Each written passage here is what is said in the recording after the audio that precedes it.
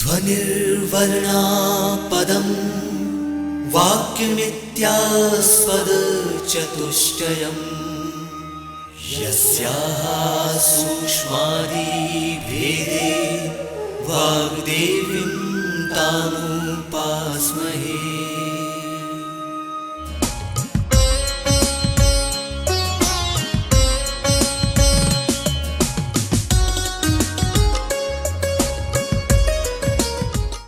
Hello and welcome. I am Professor Dr. Brijesh Kumar Sharma. I am here to present my views on problem solving approach. विद्यार्थियों, आज हम समस्या समाधान उपागम पर चर्चा करेंगे। इससे पहले सर्वप्रथम हम इसके प्राप्य उद्देश्यों की चर्चा भी करेंगे। इस विषय पर चर्चा के उपरांत विद्यार्थियों, हम विभिन्न उद्देश्यों को प्राप्त कर सकेंगे। वे उद्देश्य इस प्रकार हैं: विभिन्न समस्या समाधान शैलियों की पहचान कर सकेंगे, विभिन्न समस्या समाधान कौशलों को जान सकेंगे, समस्याओं को हल करने के उपयुक्त तरीकों को जान सकेंगे, विशिष्ट समस्याओं की विधियों का उपयोग कर सकेंगे। अतः हम समस्या समाधान से संबंधित संपूर्ण जानकारी प्राप्त कर सकेंगे, जिससे कि हम गणितीय अध्ययन अध्यापन सरलता से कर सकेंगे। तो प्रस्तुत विषय पर चर्चा प्रारंभ करने से पूर्व हम ये भी चाहेंगे कि महत्वपूर्ण उपागमों की चर्चा करें। तो यहाँ पर कुछ महत्वपूर्ण उपागम इस प्रकार हैं: प्रॉब्लम सॉल्विंग अप्रोच, समस्या समाधान उपागम; इंडक्टिव एंड डिडक्टिव अप्रोच, आगमन एवं निगमन उपागम; एनालिटिक एंड सिंथेटिक अप्रोच, विश्लेषण एवं संश्लेषण उपागम; ह्यूरिस्टिक अप्रोच, अन्वेषण उपागम; और कंस्ट्रक्टिविस्ट अप्रोच, रचनावादी उपागम है। विद्यार्थियों, तो ये कुछ महत्वपूर्ण उपागम हैं जिनका समस्याओं के समाधान में उपयोग किया जाता है। यहाँ पर मैं ये भी क्लियर कर देना चाहता हूँ, ये भी स्पष्ट रूप से बता देना चाहता हूँ कि ये सारे उपागम हम अपनी समस्याओं को, अपनी विषयगत समस्याओं को समाधान प्राप्त करने के लिए उपयोग करते हैं। लेकिन हम ये भी नहीं कह सकते हैं कि कौन सा उपागम ज्यादा महत्वपूर्ण है या कौन सा उपागम में कुछ कमियां हैं या महत्वपूर्ण नहीं है। ये विषयगत या विषय से संबंधित टाइटल या विषय या उसकी विषय वस्तु से रिलेटेड होता है कि किस उपागम का उपयोग हम किस समस्या के समाधान के लिए करें, जिससे कि हम जो समाधान प्राप्त करें वो हमारे लिए महत्वपूर्ण या उपयुक्त हो। तो विद्यार्थियों, हम प्रॉब्लम सॉल्विंग अप्रोच, समस्या समाधान उपागम की चर्चा करना प्रारंभ करते हैं। प्रॉब्लम सॉल्विंग अप्रोच, समस्या समाधान उपागम को मुख्यतः हम दो बिंदुओं, प्रथम स्ट्रक्चर्ड अप्रोच एवं द्वितीय ट्रेनिंग ऑफ स्टूडेंट से समझने का प्रयास करते हैं। Problem solving approach in mathematics involves structured approach to understand and solve mathematical problems। अतः कह सकते हैं कि गणित में समस्या समाधान में गणितीय समस्याओं को समझने एवं हल करने के लिए एक संरचित उपागम शामिल होता है। साथ ही problem solving approach is mainly concerned with the training of students to overcome the difficulties and obstacles occurred in way of solving the problems। समस्या समाधान उपागम मुख्य रूप से समस्याओं को हल करने के मार्ग में आने वाली कठिनाइयों एवं बाधाओं को दूर करने के लिए विद्यार्थियों के प्रशिक्षण से संबंधित है। यहाँ प्रशिक्षण की बात करी जा रही है, कहीं स्ट्रक्चर्ड अप्रोच की बात की जा रही है। मीनिंग ये है कि किसी चीज की यदि हमने ट्रेनिंग की बात की है ना, ट्रेनिंग मीन्स किसी चीज को, किसी विषय वस्तु को एक क्रमबद्ध तरीके से बताना। विद्यार्थी किसी चीज का प्रैक्टिस करते हैं या सॉल्व करने के तरीकों को अप्लाई करते हैं तो निश्चित रूप से वे आवश्यक उद्देश्यों को प्राप्त करना चाहते हैं, वहां तक वो पहुंच सकते हैं। अतः समस्या समाधान उपागम का उपयोग किसी समस्या को क्रमबद्ध तरीकों से हल करने के लिए उपयोग करते हैं। अतः यहाँ यह कहा जा सकता है कि एक समस्या के समाधान के लिए यह भी आवश्यक है कि विद्यार्थी समस्या को पूर्ण रूपेण समझ सके, जिससे कि वह समस्या के अनुरूप रुचि जागृत करते हुए उसके समाधान की ओर प्रेरित हो सके। यहाँ यह भी आवश्यक है कि शिक्षक विद्यार्थियों के समक्ष समस्या प्रस्तुत करते समय उसकी स्पष्टता पर ध्यान केंद्रित करे। अब देखिए 3-4 बातों की हमने यहाँ पर चर्चा की कि समस्या को समझ भी ले वो, है ना, समझने के बाद वो अपने अंदर प्रेरणा भी महसूस करे, स्वप्रेरित भी हो। साथ ही हमने एक बात और कही कि जो शिक्षक है, जो भी समस्या विद्यार्थियों के समक्ष वो प्रस्तुत करे उसमें स्पष्टता होना चाहिए। स्पष्टता से हमारा तात्पर्य यही है, हमारा आशय यही है कि हमारे विद्यार्थियों के सामने जो भी समस्या प्रस्तुत हो, विद्यार्थियों को उसे भली बात ही समझे। यदि वो समझ गया और उसको समाधान प्राप्त करने के लिए आगे बढ़ता है तो समझ लीजिए उसके अंदर उसको सॉल्व करने की, उसको समाधान प्राप्त करने की प्रेरणा भी जागृत होगी। और यदि एक विद्यार्थी किसी कार्य करने को, किसी समस्या के समाधान को प्राप्त करने के लिए प्रेरित हो जाता है, सो प्रेरणा जागृत कर लेता है, तो निश्चित रूप से वो समाधान तक भी आवश्यकता अनुसार पहुंच जाता है। इस मार्ग पर आगे की ओर चलते हुए अब हम skills for solving a problem, एक समस्या को हल करने के लिए कौशल पर चर्चा करते हैं। अर्थात हम ये जानने की कोशिश करेंगे कि वे कौन से कौशल हैं जो प्रत्यक्ष या अप्रत्यक्ष रूप से समस्या समाधान प्रक्रिया में अपनी महत्वपूर्ण भूमिका का निर्वहन करते हैं।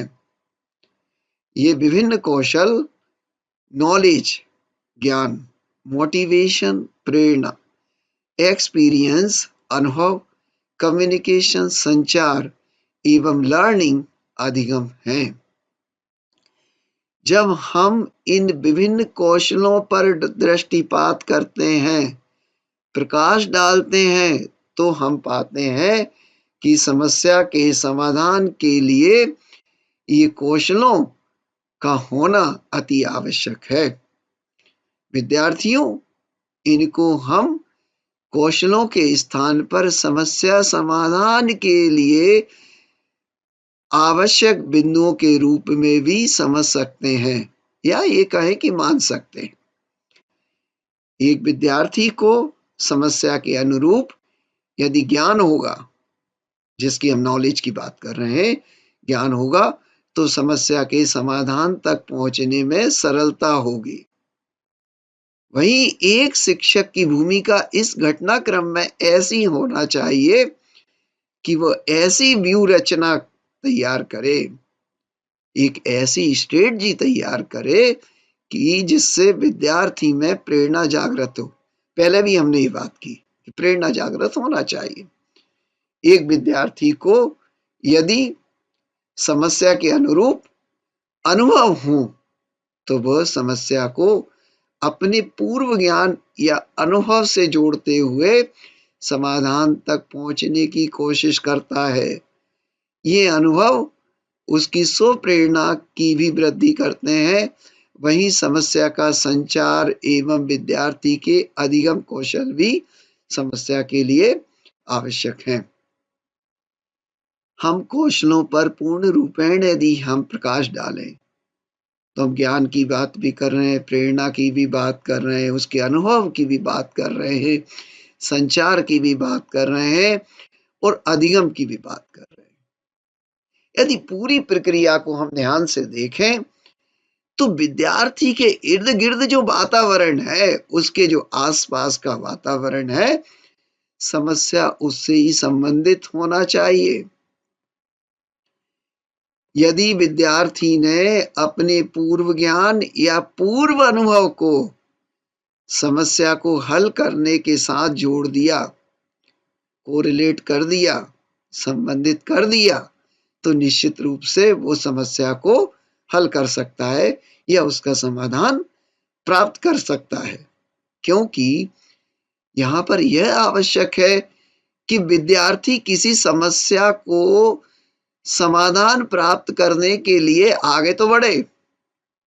और मैं ये निश्चित करना चाहता हूं कि आप छोटे बच्चे हों या बड़े बच्चे हों, आप ध्यान से देखिए वो किस तरह से लर्निंग करते हैं, किस तरह से अधिगम प्राप्त करने की कोशिश करते हैं।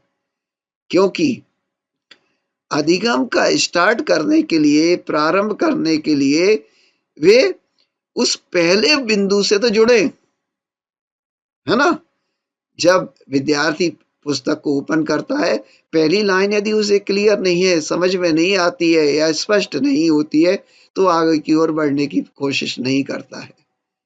इसी प्रकार से यदि शिक्षक ने कोई समस्या विद्यार्थी के समक्ष जब प्रस्तुत की है, उसमें स्पष्टता होना चाहिए, उसके समझने के लिए आवश्यक बिंदु उसमें होना चाहिए।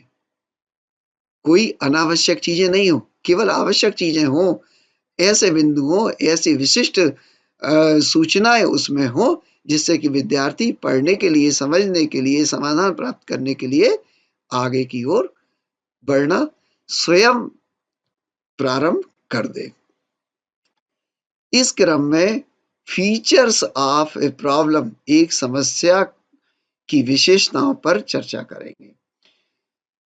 यदि हम पहले देखें तो problem should B meaningful and interesting. यहां पर भी वही बात कही हुई है कि समस्या ऐसी होना चाहिए, समस्या सार्थक एवं रोचक होना चाहिए। सार्थक मीन्स अर्थपूर्ण तो हो, उसका मीनिंग तो निकलता हो, अर्थ तो समझ में आता हो, रोचक तो हो, इंटरेस्ट तो डेवलप करने वाली हो, है ना। समस्या सार्थक एवं रोचक होना चाहिए। समस्या अर्थपूर्ण एवं रोचक या रुचिपूर्ण हो, जिससे कि उसके समाधान तक पहुंचना विद्यार्थी को आसान हो सके। यदि वो अर्थपूर्ण ही नहीं है, अर्थपूर्ण नहीं है मीन्स उसे बच्चे को समझ में ही नहीं आ रही है, उसका मीनिंग ही नहीं निकाल पा रहा है, तो उसके अंदर रुचि कैसे जागृत होगी। रुचि जागृत नहीं होगी तो आगे कैसे बढ़ेगा। दूसरा, problem should B correlation with life. अब देखिए यहां पर हम कोरिलेशन विद लाइफ की बात करते हैं। समस्या का जीवन से संबंध होना चाहिए। यह समस्या का जीवन से संबंध से यह तात्पर्य है कि समस्या दैनिक जीवन या हमारे पर्यावरण से संबंधित हो, जिससे समाधान या समस्या के समाधान में विद्यार्थी अपना लगाव महसूस कर सके, वो उससे जुड़ तो सके, कोरिलेट तो हो सके। Problem should have correlation with other subjects. समस्या का समाधान अन्य विषयों से सहसंबंध होना चाहिए। समस्या के समाधान में उसका अन्य विषयों से सहसंबंध महत्वपूर्ण भूमिका का निर्वहन करता है। अच्छा, एक बात और कहें, मुझे बहुत अच्छी बात याद आई कि NEP 2020 भी यही कहती है, हम बच्चे को एक विषय तक क्यों जोड़ते हैं, है ना। एक विषय का जानकारी होना, एक विषय की जानकारी होना क्या छात्र को पूर्ण तैयार करेगा, ये पूर्ण मानव बना सकता है। तो NEP 2020 ने ये कही कि भाई बच्चे को एक विषय तक नहीं जोड़ो, उसको जो विषय लेना है, जो विषय सेलेक्ट करना है, वहां तक उसकी पढ़ाई होने दो, है ना। ऐसा नहीं है कि साइंस का विद्यार्थी है, कॉमर्स में नहीं जा सकता है। यदि उसे कॉमर्स के भी कोई विषय लगता है कि उसका उसे अध्ययन करना चाहिए, तो उसका अध्ययन भी करने दीजिए, आर्ट्स भी पढ़ने दीजिए, किसी और अन्य विषय में भी वो जाना चाहता है तो उसे जाने दीजिए। तो यहाँ पर वही चर्चा की गई है, problem should have correlation with other subjects. समस्या का अन्य विषयों से सहसंबंध होना चाहिए। यदि वहां पर कोई विषय ऐसा है, कोई टॉपिक ऐसा है, कोई समस्या ऐसी है जो अन्य विषयों से सहसंबंधित है, तो समस्या के समाधान में उसका अन्य विषयों से सहसंबंध महत्वपूर्ण भूमिका का निर्वहन करता है। Problem should arise out the real needs of the students. समस्या विद्यार्थियों की वास्तविक आवश्यकताओं से उत्पन्न होना चाहिए। यहाँ पर वास्तविक आवश्यकताओं से यह आशय है कि समस्याएं ऐसी हों जो कि विद्यार्थी की रोजमर्रा जीवन से संबंधित हों। अच्छा, एक बात और यहाँ पे ध्यान देने योग्य है, जब क्लास में किसी टॉपिक को पढ़ाना शुरू करने वाले, है ना, एक शिक्षक जब क्लास में एंटर करता है, अंदर की ओर जाता है, तो किसी टॉपिक की जब चर्चा करना शुरू करता है, तो हम क्या करते हैं? हम इंट्रोड्यूसिंग अ लेसन स्किल की बात करते हैं। एक शिक्षक के रूप में हम पाठ प्रस्तावना कौशल पर ध्यान केंद्रित करने की कोशिश करते हैं, इंट्रोड्यूसिंग ए लेसन कौशल पर ध्यान केंद्रित करने की कोशिश करते हैं। जब हम पाठ प्रस्तावना कौशल की चर्चा करेंगे, ध्यान करेंगे, उस पर ध्यान केंद्रित करेंगे, तो एक शिक्षक का ध्यान कहाँ जाता है? वो सर्वप्रथम ये ध्यान करने की कोशिश करता है कि हमारे छात्र जो हैं, हमारे जो विद्यार्थी हैं,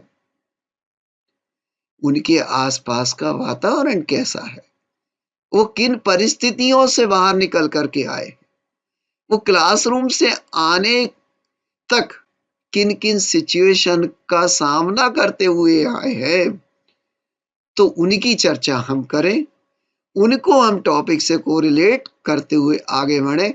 निश्चित रूप से पाठ प्रस्तावना कौशल भी छात्र के सामने एक समस्या के रूप में ही होती है। एक शिक्षक के लिए ये समस्या है कि हम अपने छात्रों को पढ़ाने वाले टॉपिक या प्रकरण तक कैसे जोड़ें, कैसे वहां तक लाएं। तो इसको लाने के लिए भी शिक्षक को भी समस्या समाधान कौशल तक पहुंचना होता है और उस कौशल का उपयोग करना होता है, और पाठ प्रस्तावना कौशल से जोड़ते हुए वो आगे बढ़ता है। Problem should be solved by students under guidance and supervision of the teacher. अब देखिए, विद्यार्थियों के द्वारा समस्या का समाधान शिक्षक के मार्गदर्शन एवं देखरेख में होना चाहिए। आपने बहुत सारे शिक्षाविदों के विषय में जाना होगा, उनके विचार जाने होंगे, है ना। सभी ने अपने भिन्न भिन्न विचार दिए, और उन विचारों में से आपने ये भी जाना होगा कि भाई छात्र को या हमारे विद्यार्थी को पढ़ाने की क्या आवश्यकता है, उसको तो खुला छोड़ दीजिए, प्रकृति में वैसे ही जान लेगा, वैसे ही पढ़ लेगा, वैसे ही समझ लेगा, फिर तो शिक्षक की आवश्यकता है ही नहीं। लेकिन यहाँ स्पष्ट रूप से कहा गया है कि भाई शिक्षक का मार्गदर्शन होना चाहिए, उसका सुपरविजन होना चाहिए। यह भी उतना ही सत्य है कि शिक्षक एक मार्गदर्शक या सुपरवाइजर के रूप में उसके समक्ष होना चाहिए। लेकिन यहाँ पर यह भी उतना आवश्यक है कि विद्यार्थी को, छात्र को बिल्कुल खुला छोड़ दीजिए, वो तो स्वयं अपनी आवश्यकता अनुरूप समस्याओं का समाधान कर लेगा, लेकिन कहीं उसमें भटकाव तो नहीं आ रहा है, कहीं दी गई समस्या के समाधान को प्राप्त करते करते कहीं और दूसरे रास्ते पर तो वो नहीं चला गया है। इस पर ध्यान देने के लिए एक शिक्षक की आवश्यकता बहुत महत्वपूर्ण है, क्योंकि शिक्षक का अपने छात्रों पर, अपने विद्यार्थियों पर ध्यान रखना बहुत आवश्यक है। वो उनको भटकाव से बचाता है, समय समय पर हर स्टेप्स तक उसकी क्या आवश्यकता है उसको पूर्ण करता है। अतः हम ये कह सकते हैं, शिक्षक के मार्गदर्शन एवं देखरेख में समस्या का समाधान प्राप्त करने के लिए विद्यार्थियों को जागरूक करना चाहिए, अर्थात आगे बढ़ाना चाहिए। यहाँ एक समस्या के समाधान में शिक्षक की भूमिका को आवश्यक माना गया है। यहाँ यह भी जानना आवश्यक है कि शिक्षक समस्या के समाधान में अपनी पूर्ण दृष्टि रखता है एवं समय समय पर अपना मार्गदर्शन एवं देखरेख प्रस्तुत करता है। अब हम समस्या समाधान उपागम को एक समस्या समाधान लूप के आधार पर समझने का प्रयास करते हैं।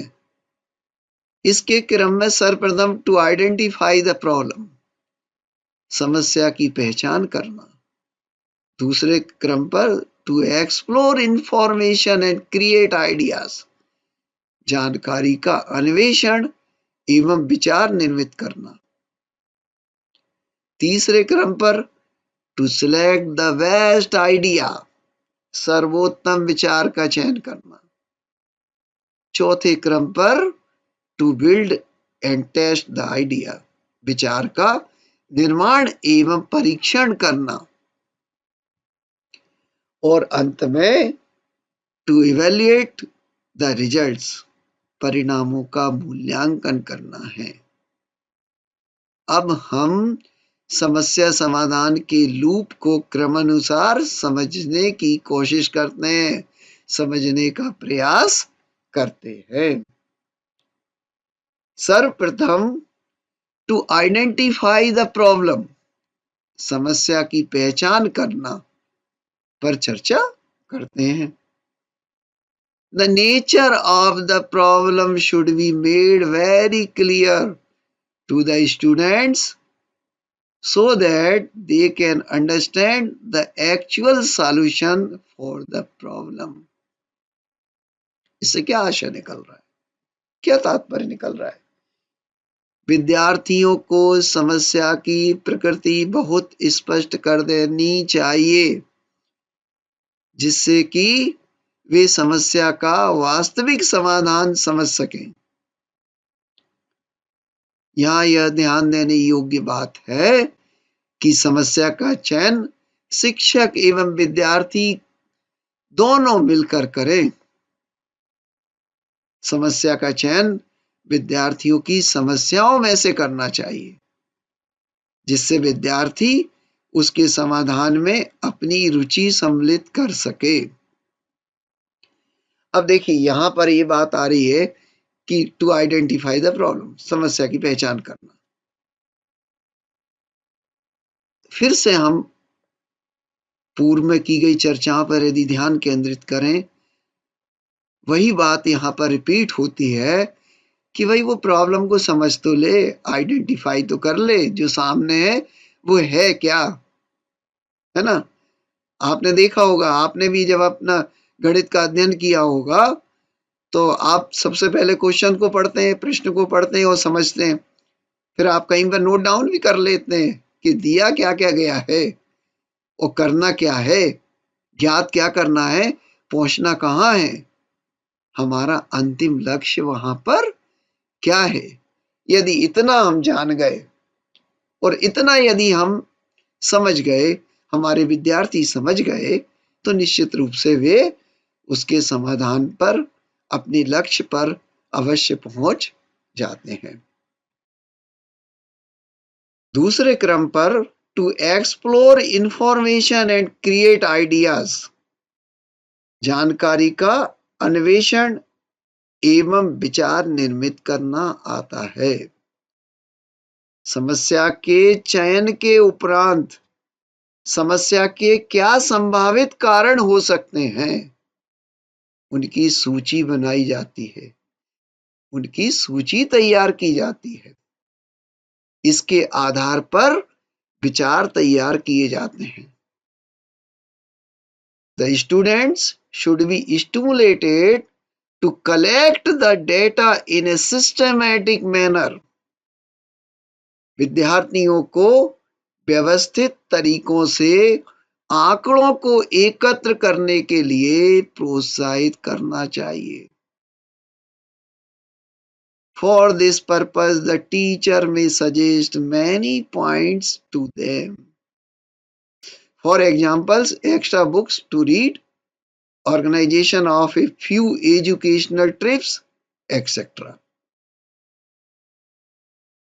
इस उद्देश्य की प्राप्ति के लिए शिक्षक उन्हें कई बिंदु सुझा सकते हैं।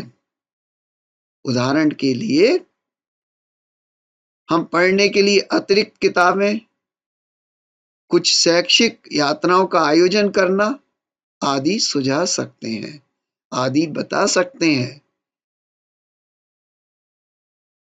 तीसरे क्रम पर to select the best idea, सर्वोत्तम विचार का चयन करना है। The students should be asked to sift the relevant material. विद्यार्थियों को प्रासंगिक सामग्री को छांटने के लिए कहा जाना चाहिए, जिससे विचारों में से सर्वोत्तम विचार का चुनाव किया जा सके।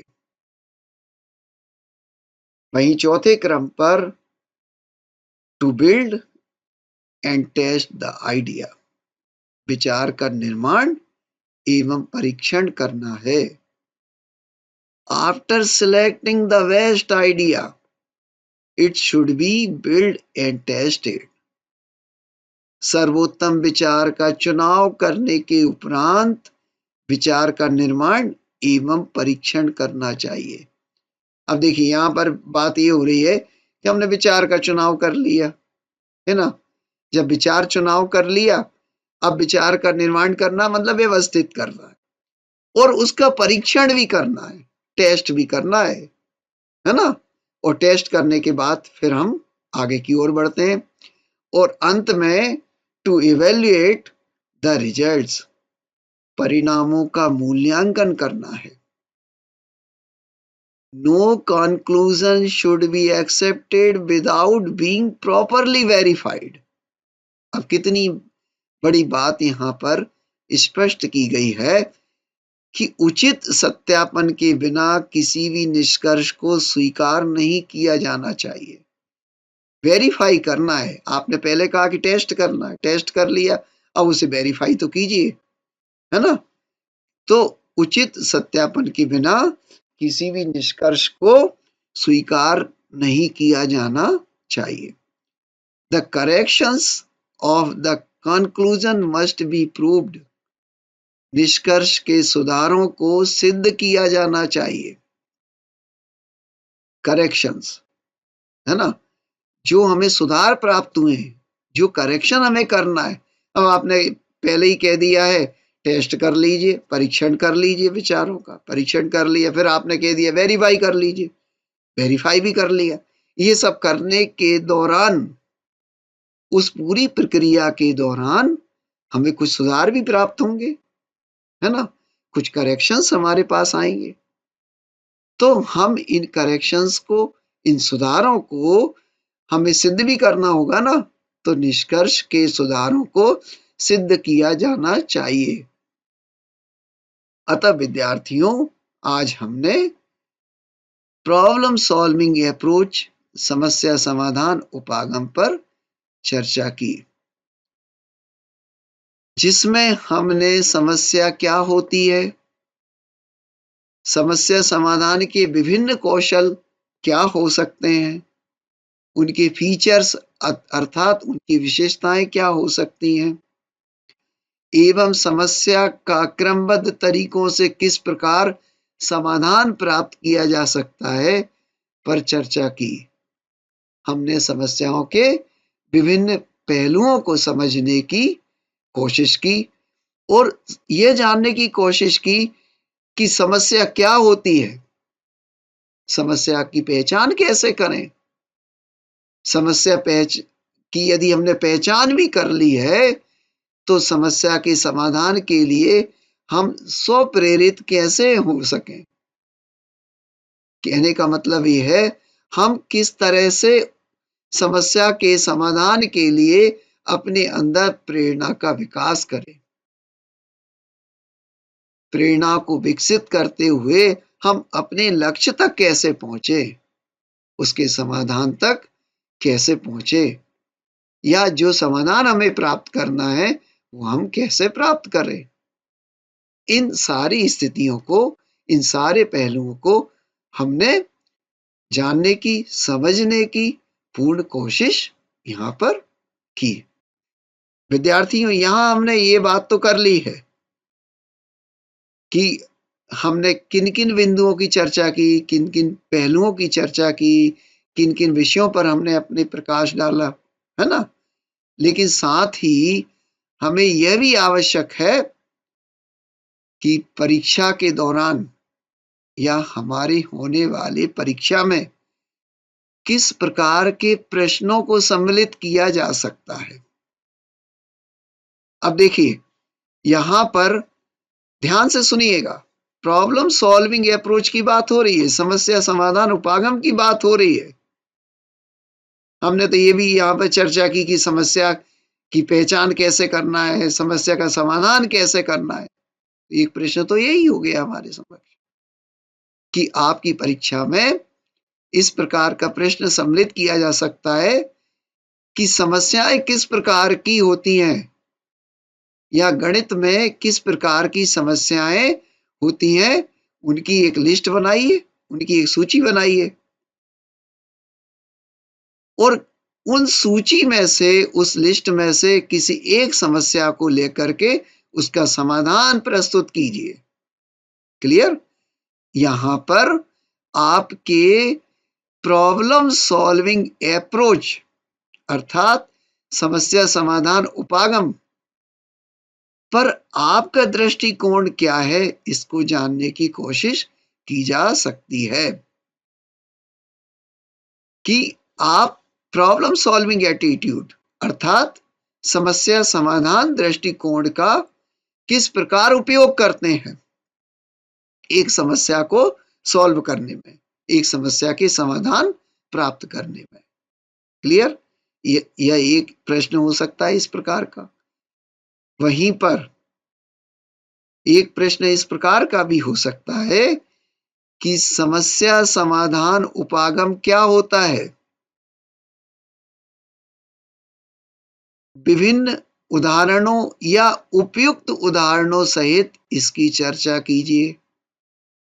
कहने का मीनिंग ये है, इस प्रश्न में ये पूछा जाएगा कि समस्या समाधान उपागम क्या होते हैं, तो आप उसको चर्चा कीजिए, उसको डिफाइन कीजिए, उसको विभिन्न उदाहरणों के द्वारा समझाने की कोशिश कीजिए, है ना। उपयुक्त उदाहरणों की बात यहाँ पर की गई है।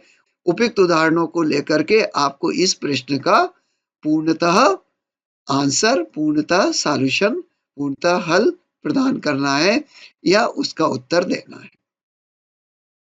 ठीक है, ये बात हो गई। एक और लीजिए प्रश्न, एक और प्रश्न आपके समक्ष है। परीक्षा की दृष्टि से एक प्रश्न बहुत महत्वपूर्ण है जिसमें यह जानने की कोशिश की जाती है कि हमारे विद्यार्थी क्या समस्या का समाधान प्राप्त करने में क्रिटिकल थिंकिंग का उपयोग करते हैं या नहीं। अर्थात क्या हमारे विद्यार्थी समस्या का समाधान प्राप्त करने में आलोचनात्मक चिंतन का उपयोग करते हैं कि नहीं।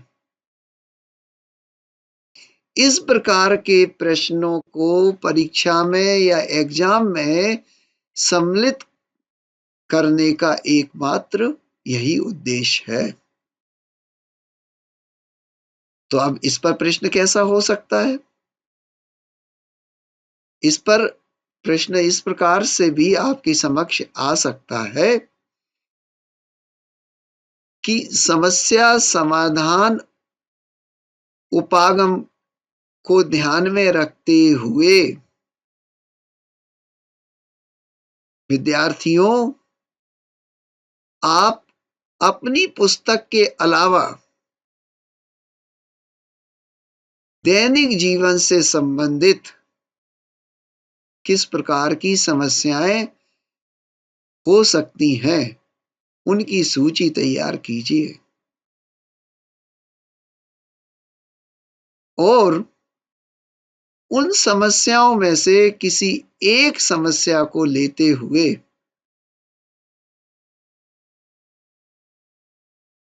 उसका उत्तर प्रस्तुत कीजिए। अब देखिए, इस प्रश्न का उत्तर देने के लिए यह आवश्यक है कि आप इसका उत्तर दैनिक जीवन से भी जोड़ रहे हैं। तो डाइवर्जेंट थिंकिंग का आप कितना उपयोग कर सकते हैं, उसको जरूर इससे संबंधित करना चाहिए। अर्थात अब सारी चिंतन का उपयोग करते हुए आप इसके प्रश्न का उत्तर प्रस्तुत कीजिए।